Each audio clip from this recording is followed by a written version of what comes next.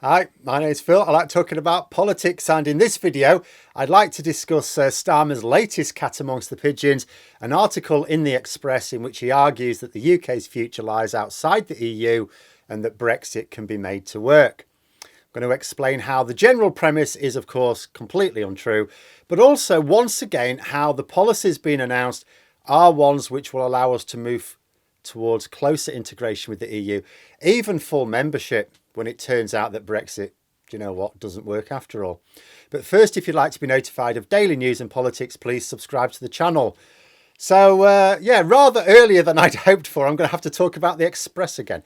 But it's Keir Starmer's article in the Express this time.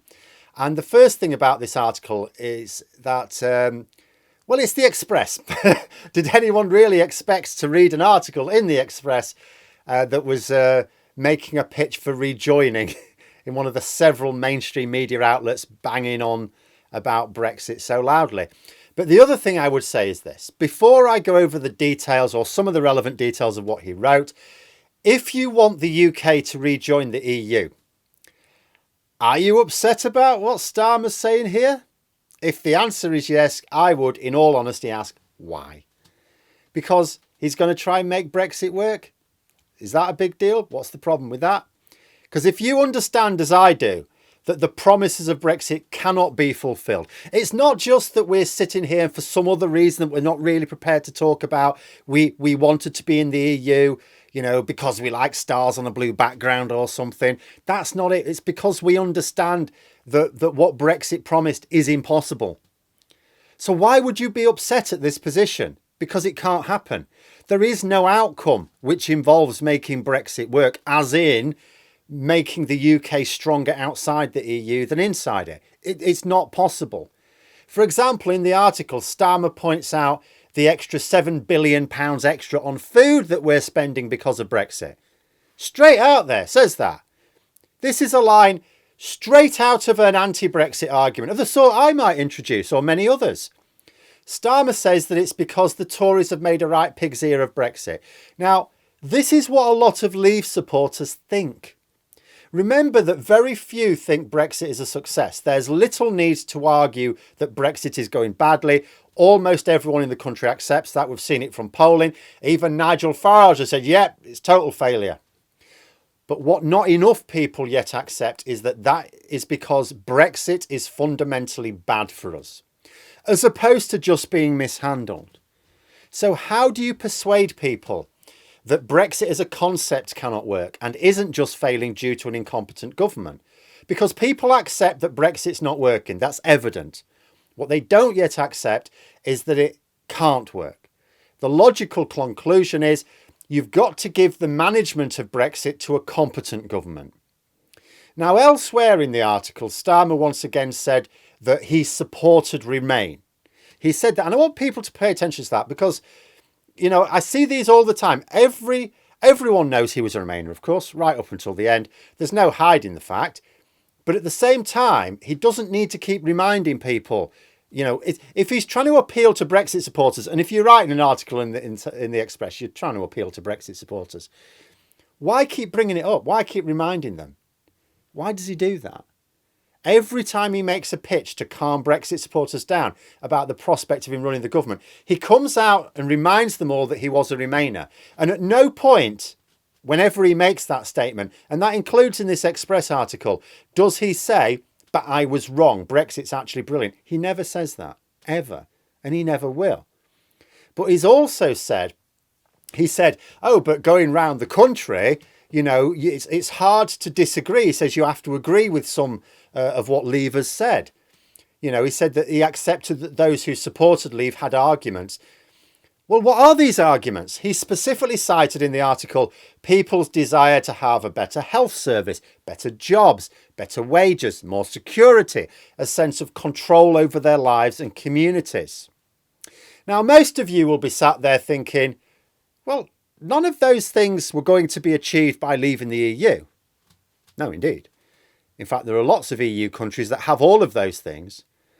But this is what those voting Leave wanted to achieve with their vote. And it's still what they want.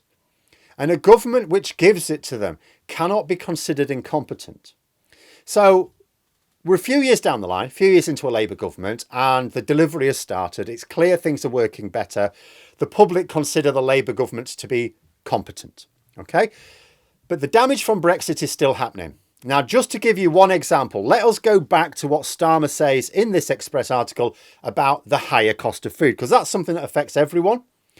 He says it's down to onerous inspections, checks and paperwork at the border. And indeed, that is the source of this, a great deal of our food inflation. That is the source of the Brexit portion of the inflation on food. But those things are all down to being outside the single market and outside the customs union. If we operate a different customs area to the EU, then you need customs paperwork and checks related to customs. If we represent a different market to the EU, then paperwork and checks related to standards has to take place, including health certificates for some goods, making small exports of those goods impossible because it's not worth it. And yes, the level of checks is based on risk. And I've said this before. If we present a lower risk to the EU by, for example, aligning our standards, then we may find fewer checks applied, but the basic premise doesn't go away. The paperwork doesn't go away. We don't eliminate the need for checks. We might just have them reduced because we now present a lower risk. The fact that these Brexit paperwork and checks exist is not incompetence. Granted, it has been incompetently handled, but that's for imports, not exports. The EU are handling the exports. You know, it's the fact that we've got these checks, the fact that we've got this paperwork, it's how trade works all over the world, everywhere, between different customs areas and different markets. There is zero chance of Starmer abolishing them. And what's more, he knows it. So what happens this few years down the line, things are generally going better, but we've still got these Brexit problems. People like me, and more importantly, the decent journalists with much bigger platforms, and we're still banging on. We're still reporting about the damage being done by Brexit and the extra costs on basics like food resulting from it. We go back to Keir Starmer's words where he said it's down to these onerous checks and all this paperwork and things like that, the inspections, checks and paperwork. And we say to Keir Starmer, these checks, paperwork are still going on. What do Brexiteers claim is the problem then? They can't blame it on incompetence. They can try. But if Labour are managing everything else well enough, how many are really going to believe them? So what happens then? People have to accept that Brexit, whether managed well or badly, brings with it certain changes. And those changes are costly. They have to start accepting that the Brexit they thought they voted for isn't going to happen. It doesn't really matter what someone outside of policy control like Nigel Farage says the issue is. Whether he says, well, the Conservatives were incompetent, but Labour never really believed in Brexit. It doesn't matter what he says, whether it's incompetence or betrayal. People will have to accept that Nigel Farage is not going to run the government, that it's Conservatives or Labour, and if neither of them can make it work, then actually, should we just not reverse it? And then I want you to consider something else. So the fact of the matter right now is that Labour have to take the position they have because of two things. First, although there's an increasing number of people regretting Brexit, not enough of those who swing elections are up for a dose of reality yet. If Labour want to win, they need to align with the voters who will propel them into government. But second, even if they could somehow wangle an election win based on the reverse position, on saying, Brexit's really terrible, right? What are they going to do about it? If people say, well, if only they would just say Brexit's really harmful, what would they do then? They can't. What's the next step? You say to Keir Starmer, oh, it's really terrible. What are you going to do about it then? Well, I suppose we'll rejoin. Well, they can't. They can't deliver on that promise. So they'll lose the next election for failing to deliver on it. Because Labour don't have the power to even apply. The EU will just say no. They'll turn us down flat. They've already made it clear. We cannot join until the issue is politically settled in the UK. They're basically saying, look, it'd be brilliant if you wanted to come back, but you need to make sure you're sure, because you've got a bit of schizophrenia going on here. And you know, it means it has to be, the only way to achieve that, it has to be impossible for another government to form that then wrecks the EU accession process if we're halfway through it, or Brexit's all over again if we've already joined. In other words, the EU will not entertain any application to rejoin until the Conservatives are either obliterated as a political force, which isn't going to happen, don't get your hopes up, or they are on board with rejoining as well. Now, you may think this won't happen either, but it will. The Conservatives are going to carry on going off the rails for a while yet. Don't expect it to happen overnight. But at some point, they will decide they're sick of being in opposition. They hate losing, you see. They will start to pay attention to voters again. If those voters are sick of Brexit, then the Tories will need solutions to that. So then we come to the fact of, so what are the prospects of voters being so sick of Brexit to the point where they have to convert the Tories back to being pro-EU? Well, as I say, Brexit failures continuing with even a competent Labour government will help, but there's something else as well. Starmer may be annoyingly explicit about the UK's future being outside the EU, including the single market and the customs union, but he's also laying the groundwork for a return. There are a few policies which help us get ready for an application to join the EU, but the biggest help he's given is in modifying the electorate. Labour have plans to give 16 and 17-year-olds the vote. Young people are overwhelmingly pro-EU. He is also planning on giving some long-term settled EU citizens a vote in general elections. Now, these are generally fairly positive about the EU as well.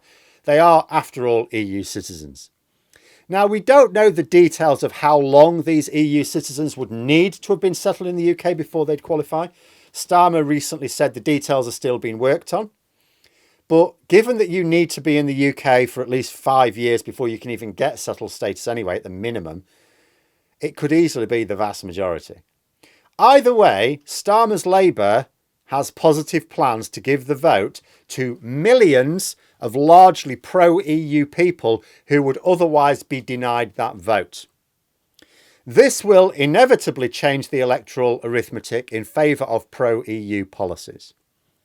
So in summary, I would just say this. If you read this article from Starmer, the problems with Brexit that he cites will still be there under his government. And a few years later, when they're still there, he's going to be asked what we're going to do about them. Right? He's going to be asked that. He won't be able to blame it on Tory incompetence after a few years, certainly after the first term. Remember that. And again, he's written that article carefully. He knows that. He knows that. Ask yourself, why is he pointing out Brexit problems which he knows he can't fix? He easily could have alluded to some issues that could be improved. You know, he could have pointed to some things that could be improved. Like, he did mention the Horizon programme. Of course, Labour would be fully in support of that. He could have talked about Erasmus. He could have talked about, you know, security deals. He could have talked about damaging aspects of Brexit that weren't necessary parts of Brexit that he could fix. He didn't. He focused on things that he cannot fix. Why? Ask yourself why he did that. Because he's riding it out until voters realise it as well. You give me another explanation. He's going to increase the number of people who can vote from a pool of currently disenfranchised taxpayers who are overwhelmingly pro-EU. Again, ask yourself why he would do that if he was really, oh, let's do Brexit. Labour cannot rejoin the EU, even if they could be guaranteed 10 years in power, because the EU would refuse without Tory approval. Ask yourself what Starmer could possibly do differently to get us ready to rejoin, other than massively expanding the electorate with largely pro-EU voters and carrying out reforms that we're going to need to do anyway to meet the membership application requirements. But there we are anyway. Those are my thoughts. Let me know yours in the comments below. I know you will. I hope you found the video interesting. If you did, please click the like button. If you'd like to support the channel further, the join button for memberships. And until next time, I'll see you later.